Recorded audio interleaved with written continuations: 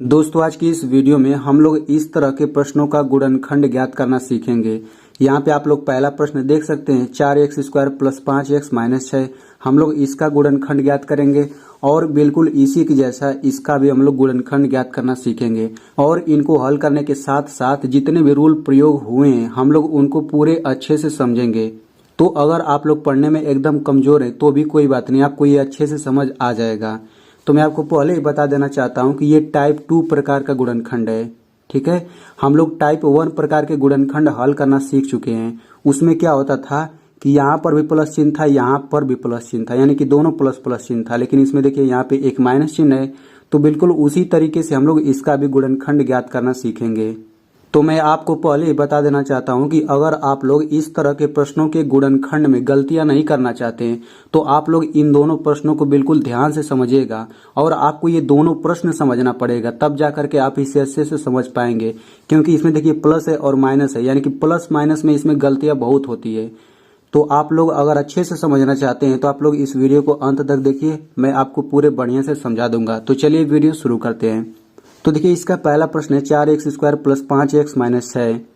तो देखिए जब भी इस तरह के प्रश्नों में गुणनखंड ज्ञात करना रहे तो सबसे पहला काम हम लोग क्या करते हैं, जो ये अंतिम संख्या है इसका गुणा हम लोग x² के पहले जो संख्या दिया रहता है उन दोनों का गुणा करते हैं। ठीक है, तो 4 का 6 में गुणा करेंगे, 4 6 का 24, आप यहाँ पे 24 लिख लीजिए। यानी कि जब भी गुणनखंड ज्ञात करना रहेगा ऐसे प्रश्नों में तो आप सबसे पहले इन दोनों का गुणा ही करेंगे। अब गुणा करने के बाद जो यहाँ पे आता है उसको लिख लीजिए। अब आपको ऐसी दो संख्या खोजना है जिनका गुणा करने पर 24 आ जाए और उनको घटाने पर ये 5 आना चाहिए। यानी कि अगर यहाँ पे माइनस का चिन्ह है तो घटा करके हमें इतना लाना रहता है, और अगर यहाँ पे प्लस का चिन्ह है तो हमें जोड़ करके ये लाना रहता है। तो चूंकि यहाँ पे माइनस है तो हमें उन दोनों संख्याओं को घटा करके ये 5 लाना रहेगा। तो देखिए अब आपको दो संख्या खोजना है जिनका गुणा करे तो 24 आ जाए, उनको घटाने पर ये बीच वाला आना चाहिए। ठीक है, तो देखिए 24 को हम लोग क्या लिख सकते हैं, 24 को हम लोग लिख सकते हैं 12 गुणा 2, 12 दूना 24 होता है। ठीक है, लेकिन 12 में से अगर हम 2 को घटाएं तो कितना आता है, 12 में से 2 घटाने पर 10 आता है, जबकि हमें चाहिए 5। यानी कि जिस संख्या को हम लोग खोज रहे हैं वे 12 और 2 नहीं है, तो हम इसके अलावा कोई और ट्राई करेंगे। तो देखिए 24 को हम लोग लिख सकते हैं 8 गुणा 3। अब देखिए 8 में 3 का गुणा करेंगे तो 24 आ जाता है, और अगर हम लोग 8 में से 3 घटा दें तो 5 आ जाता है। यानी कि जिस संख्या को हम लोग खोज रहे थे वे दोनों संख्या 8 और 3 है, क्योंकि इनका गुणा करने पर 24 आ जाता है और देखिए घटाने पर 5 आ जाता है, और हमें 5 ही तो चाहिए था। तो देखिए जब हमें दोनों संख्याएं मिल जाती हैं तो हम लोग ये गुणा वाला जो है ना, ये गुणा वाला हम लोग छोड़ देते हैं, और जो ये घटाने के बाद आया है इसका हम लोग उपयोग करेंगे इसका गुणनखंड करने में। तो हम लोग कैसे करेंगे, देखिए इन सभी संख्याओं के बाद हम लोग यक्स लगा देते हैं। तो 8 के बाद यक्स लगा दिया, माइनस से माइनस लिखेंगे, 3 के बाद यक्स लगा दो बराबर 5 के बाद हम लोग यक्स लगा देंगे। ठीक है, अब इतना करने के बाद हम लोग यहाँ पे आते हैं। तो देखिए ये हो जाएगा 4x² हो गया, प्लस है तो प्लस लिखिए। अब देखिए यहाँ पर भी 5x है, यहाँ पर भी 5x है, लेकिन ये 5x जो है ना 8x माइनस 3x के बराबर है, यानी कि 5x इस पूरे के बराबर है। तो हम लोग इस 5x को हटा करके ये पूरा लिख सकते हैं। तो लिख दीजिए 8x माइनस 3x, और ये माइनस 6 है तो माइनस 6 लिखिए। अब इतना करने के बाद हम लोग क्या करते हैं, इन सभी का विस्तार करते हैं। अब देखिए विस्तार कैसे करते हैं, देखिए एक पद ये हो गया, दूसरा पद, तीसरा पद, चौथा पद, तो ये 4 पद हो गया ना। तो हम लोग चारों पदों का विस्तार करते हैं। देखिए ये पहला पद है, इसका विस्तार हम लोग करेंगे। तो जो यहाँ पे संख्या रहता है इसका हम लोग अभाज्य गुणनखंड करते हैं। अब ये कैसे करते, देखिए यहाँ पे 4 है ना, तो 4 को हम लोग ऐसे करेंगे, तो 2 दूना 4 हो जाएगा, 2 एकम 2, इसी को अभाज्य गुणनखंड करते हैं। अब 4 को हम लोग 2 गुणा 2 लिख सकते हैं। तो 4 को लिख दीजिए 2 गुणा 2, और x पर 2 घात है तो x का हम लोग 2 बार गुणा करके लिख देते हैं। ठीक है, अब देखिए यहाँ पे प्लस है तो प्लस लिख दीजिए।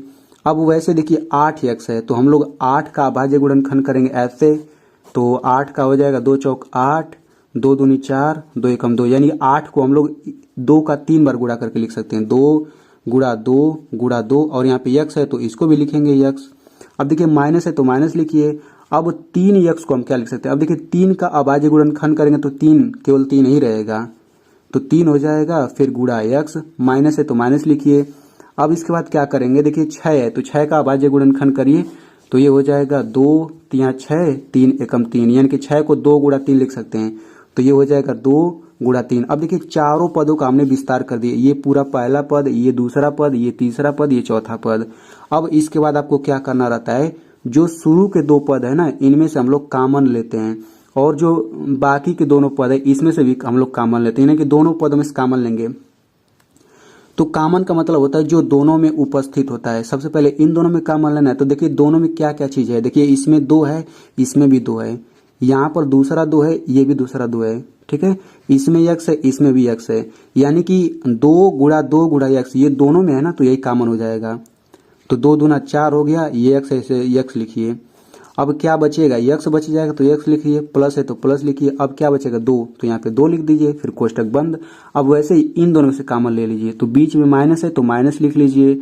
अब देखिए इसमें 3 है, इसमें भी 3 है, तो यहाँ पे 3 लिख लीजिए, फिर कोष्टक लगा लीजिए। क्या बचा, x बचा तो x लिखिए, माइनस है माइनस लिखिए, यहाँ पे 2 है तो 2 लिख दीजिए, ठीक है। अब इतना करने के बाद हम लोग क्या करेंगे, देखिए चूंकि यहाँ पे एक चीज गलत है। वो गलत क्या चीज है, आपने अगर गुणनखंड थोड़ा बहुत पढ़ा होगा तो आपको पता होगा कि यहाँ पर जो कोष्टक में आता है बिल्कुल कोष्टक वाला सेम यहाँ पर भी आता है, यानी कि x प्लस 2 यहाँ पर है तो x प्लस 2 यहाँ पर भी आना चाहिए। तो आप इसको x प्लस 2 कर लीजिए। अब इसको मैंने माइनस से प्लस क्यों किया, आपका जब बेसिक क्लियर हो जाएगा तो आपको समझ आ जाएगा, ठीक है। तो देखिए x प्लस 2 यहाँ पर है और यहाँ पर भी हो गया, तो दोनों सेम चीज हो गया ना। तो यहाँ पे इस कोष्टक को लिखिए x प्लस 2, यही वाला। दूसरे कोष्टक में आप इतना लिखिए माइनस इतना, यानी कि 4x माइनस 3। तो कुल मिलाकर के इसका गुणनखंड इतना आ गया, यानी कि यही आंसर है। तो आई होप आपको बहुत ही अच्छे से समझ आ गया होगा। चलिए अब हम लोग इस प्रश्न को हल करते हैं, ठीक है। तो इसका भी बिल्कुल उसी तरीके से गुणनखंड करेंगे। सबसे पहले हम लोग 8 का गुणा एक्स स्क्वायर के पहले जो संख्या उसमें गुणा करेंगे, लेकिन इसके पहले कोई संख्या है ही नहीं। तो जब कोई संख्या नहीं रहता तो हम लोग 1 मान करके चलते हैं। तो 8 का 1 में गुणा करेंगे तो 8 आ गया। अब आपको ऐसी 2 संख्या खोजना है जिनका गुणा करें तो 8 आ जाए, उनको घटाएं तो 2 आना चाहिए। तो काफी सिंपल है। देखिए 4 गुणा 2, 4 का 2 में गुणा करेंगे तो 8 आ जाएगा, और अगर मैं 4 में 2 घटा दूं तो 2 आ जाएगा, ठीक है। यानी कि वे दोनों संख्या 4 और 2 है। अब सिंपल तरीके से इसके बाद हम लोग x लगा देंगे। तो 4 के बाद x लगा दिए, माइनस है माइनस, 2 के बाद x लगाइए, 2x बराबर इसके बाद भी x लगा दीजिए। तो अब हम लोग क्या करेंगे, x स्क्वायर है तो x स्क्वायर हो जाएगा, प्लस है प्लस लिखिए। अब देखिए यहाँ पर भी 2x है, यहाँ पर भी 2x है, लेकिन यहाँ पे इसके बराबर है तो हम पूरा यही उठा करके यहाँ रखेंगे। 4x माइनस 2x, और ये हो जाएगा माइनस है माइनस लिखिए, 8 है 8 लिख दीजिए। अब क्या करेंगे, देखिए x स्क्वायर है, x पर 2 घात है तो x का हम 2 बार गुणा कर देंगे ऐसे। प्लस है प्लस लिखिए, मतलब चारों का विस्तार करेंगे ना। अब देखिए 4x है तो हम लोग 4 का अभाज्य गुणनखंड करेंगे, तो 4 का अभाज्य गुणनखंड क्या होता है, 2 गुणा 2। तो ये हो जाएगा 2 गुणा 2, और यहाँ पे x है तो इसको भी गुणा करके लिख लेते हैं। अब देखिए माइनस है तो माइनस लिख लीजिए, 2x है तो 2 गुणा x हो जाएगा, क्योंकि 2 का अभाज्य गुणनखंड 2 ही होगा। अब माइनस से माइनस लिखिए। अब यहाँ पे 8 का अभाज्य गुणनखंड करते हैं। तो देखिए 8 का भी हमने अभाज्य गुणनखंड किया है। तो देखिए 8 का अभाज्य गुणनखंड होता है 2 गुणा 2 गुणा 2। तो यहाँ पे लिख लीजिए 2 गुणा 2 गुणा 2, इतना हो गया। अब देखिए यहाँ पे ये पहला पद हो जाएगा, दूसरा पद, तीसरा पद, चौथा पद, चारों का विस्तार रूप लिख दिया। अब शुरू के 2 पद से कॉमन लीजिए, बाकी के 2 पद से कॉमन लीजिए। तो इसमें से कॉमन लेते हैं। तो देखिए इसमें x है, इसमें भी x है। अब इसके अलावा दोनों में कोई चीज नहीं मिल रहा तो यही कॉमन हो जाएगा, ठीक है। अब बचेगा क्या, x बचेगा, प्लस है प्लस लिखे, इसमें 2 गुणा 2 बचेगा, यानी कि 2 दूना 4 बच जाएगा। माइनस है माइनस लिख दीजिए। अब इन दोनों में से कॉमन क्या दिख रहा है, इसमें 2 दिख रहा है, इसमें भी 2 दिख रहा है, तो 2 इसमें लिख लीजिए, ये कोष्टक। यहाँ पे x बचेगा, माइनस से माइनस लिखिए। अब 2 दूना 4 हो जाएगा, ठीक है। अब देखिए चूंकि यहाँ पे प्लस है ना तो ये भी प्लस हो जाएगा। अब यहाँ पे ये हो जाएगा x प्लस 4 एक कोष्टक में, दूसरे कोष्टक में x माइनस 2, x माइनस 2। तो बस यही आंसर हो जाएगा। तो आई होप आपको बहुत ही अच्छे से समझ आ गया होगा। अब मैं आपको खुद एक गुणनखंड करने के लिए सवाल बताता हूँ, तो आप लोग इसका गुणनखंड करके कमेंट में जरूर लिखिएगा, तभी तो मुझे पता चलेगा कि आपको समझ आया है या फिर नहीं आया है।